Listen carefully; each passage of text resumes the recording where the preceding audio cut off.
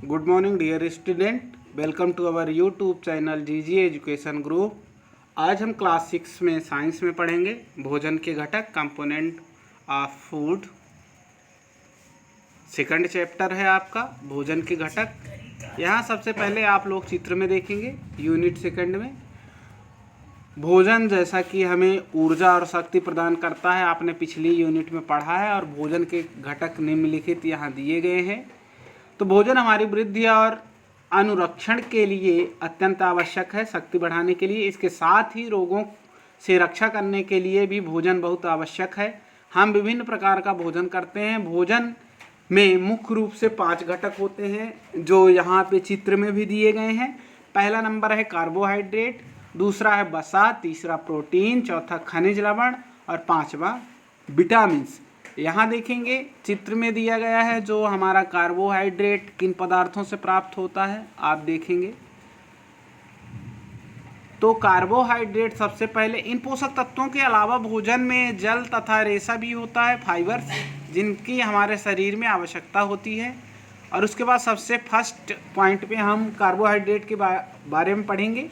Carbohydrate भोजन का सबसे महत्वपूर्ण ऊर्जा प्रदान करने वाला यौगिक है। ये कार्बन, हाइड्रोजन और ऑक्सीजन के विभिन्न समूहों द्वारा बने होते हैं। इनमें से एक समूह है शर्करा और दूसरा समूह स्टार्च या मंड होता है। शर्करा और स्टार्च से कार्बोहाइड्रेट बनता है। कार्बोहाइड्रेट यकृत और शरीर की मांसपेशियों में एकत्र होते हैं। गेहूँ, चावल, ज्वार, बाजरा, मीठा, आलू, गन्ना, चुकंदर, गाजर, केला, सेब, शहद और चीनी कार्बोहाइड्रेट के मुख्य स्रोत हैं। इन अनाजों और पदार्थों से हमें कार्बोहाइड्रेट प्राप्त होता है। भोजन में ऊर्जा कैलोरी में मापी जाती है। एक व्यक्ति को कितनी कैलोरी की आवश्यकता होती है उसकी आयु, जलवायु, व्यवसाय तथा कार्य तथा लिंग पर निर्भर करता है। स्त्री है या पुरुष है, उनकी भोजन की क्षमता अलग अलग होती है। नंबर 2 पे पढ़ेंगे हम वसा। वसा भी ऊर्जादायी पदार्थ होते हैं जो कार्बोहाइड्रेट से अधिक ऊर्जा देते हैं। हमारा शरीर उनकी आवश्यक मात्रा का उपयोग कर लेता है और शेष मात्रा को संचित कर लेता है। हमारा शरीर ऊर्जा भंडार का कार्य करता है। हमारे शरीर को ऊर्जा एकत्रित कहाँ कोशिकाओं में होती है, वहाँ वसा जो हमारी ऊर्जादायी पदार्थ होते हैं उन्हें इकट्ठा करता है। वसा कार्बन, हाइड्रोजन और ऑक्सीजन के बने होते हैं। ये भी सेम कार्बोहाइड्रेट की तरह बने होते हैं, परंतु वसा में कार्बोहाइड्रेट की अपेक्षा ऑक्सीजन की मात्रा कम होती है। वसा हमारी त्वचा के नीचे संचित हो जाती हैं और हमारे शरीर को ऊष्मा के ह्रास, ठंड से बचाती हैं। जैसे बहुत सारे लोगों की जो त्वचा होती है वो मोटी होती है, उनके त्वचा के अंदर वसा जम जाती है, ऊर्जा संचित रहती है। उन लोगों को गर्मियों में ठंडी नहीं लगती और गर्मियों में ज़्यादा गर्मी नहीं लगती और ठंडी में ज़्यादा ठंड नहीं लगती। अब वसा मुख्य रूप से दूध, मक्खन, पनीर, घी, तेल, अंडे, मूंगफली, बादाम, काजू, मांस के वसा युक्त भाग वसा के प्रमुख स्रोत हैं। इन से वसा प्राप्त होती है।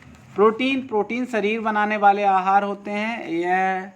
ये हमारे शरीर की वृद्धि और कोशिकाओं की मरम्मत में सहायता करते हैं। वे हमारे शरीर की रोगों तथा संक्रमण के विरुद्ध लड़ने और शारीरिक क्रियाओं को नियंत्रित करते हैं।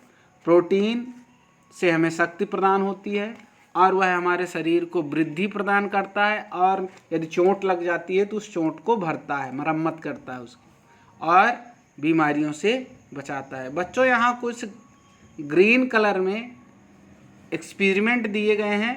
अब बच्चों को पढ़ना है। प्रयोग फर्स्ट में दिया गया है, सेकंड यूनिट में भोजन में स्टार्च का परीक्षण। हम एक टेस्ट करेंगे भोजन जो होता है उसमें स्टार्च होता है कि नहीं। बच्चों, एक कच्चे आलू को 2 बराबर भागों में काट लें। बच्चे क्या करेंगे, एक आलू लेंगे और आलू को छीलने के बाद 2 भागों में बराबर काट देंगे। अब आलू के कटे छोर पर 2 बूंदें तनु आयोडीन भी डालें। आयोडीन आपको नहीं मिलेगा तो उसमें नमक डालेंगे थोड़ा सा। आप देखेंगे कुछ समय बाद कि आयोडीन का विलयन नीला काला हो जाता है। यदि हम वहाँ पे डालते हैं तो वह कटे हुए आलू के भाग में आयोडीन या नमक थोड़ा सा डालते हैं तो वहाँ काला भाग कुछ देर तक हवा से क्रिया करके काला नीला हो जाता है। ऐसा इसलिए होता है क्योंकि आलू में स्टार्च होता है। स्टार्च नमक के साथ या आयोडीन के साथ क्रिया करके काला रंग प्रदान करता है। आयोडीन का तनुघोल टिंचर आयोडीन की कुछ बूंदों में परख नली में आधा पानी भरकर मिलाने से बनाया जा सकता है। आयोडीन का तनुघोल टिंचर जो होता है आपका आयोडीन की कुछ बूंदें डालकर बना सकते हैं आप। दूसरा, भोजन में शर्करा का परीक्षण। पहला तो हमने स्टार्च का परीक्षण पढ़ा, दूसरा हम पढ़ेंगे शर्करा मतलब शक्कर का परीक्षण कैसे करेंगे। सेब के कुचले हुए टुकड़े लेंगे। सेब आप लोगों के घर में आता होगा मार्केट से, उसके टुकड़े को हम किसी ठोस सतह से छोटे छोटे मतलब पीस लेंगे। अब परख नली में रखे हुए, परख नली एक ट्यूब में रखे हुए सेब के टुकड़ों में या किसी उसमें प्लेट में रख लेंगे। बेनेडिक्ट घोल की बूंदें मिलाएं तथा उसे धीरे धीरे गर्म करें। बेनेडिक्ट घोल नहीं मिलेगा बच्चों को तो उसमें आप लोगों को नमक और कुछ बूंदें नींबू की डालनी है, जिससे उसे धीरे धीरे गर्म करेंगे, डालकर गर्म करेंगे। नमक, सेब के छोटे छोटे टुकड़ों में पिसे हुए भाग में नमक और नींबू डालकर, नींबू के रस डालकर आप उसे गर्म करेंगे तो आप देखेंगे कि सेब के कुचले हुए टुकड़े लाल अवक्षेप में परिवर्तित हो जाते हैं। मतलब कि शर्करा, सेब में शक्कर पाई जाती है। लाल अवक्षेप का बनना सेब में शर्करा की उपस्थिति को दर्शाता है। अगला पॉइंट बच्चे पढ़ेंगे और इस भोजन में वसा का परीक्षण हम देखेंगे कि कौन से भोजन में वसा तेली पदार्थ होता है। थोड़ा सा मक्खन लेंगे। मक्खन आप लोग जानते होंगे, दही जब आप लोग मथते हैं तो उससे जो ऊपर निकलता है उसे मक्खन कहते हैं। एक सफ़ेद कागज़ पर लें और कागज़ को सूखने दें।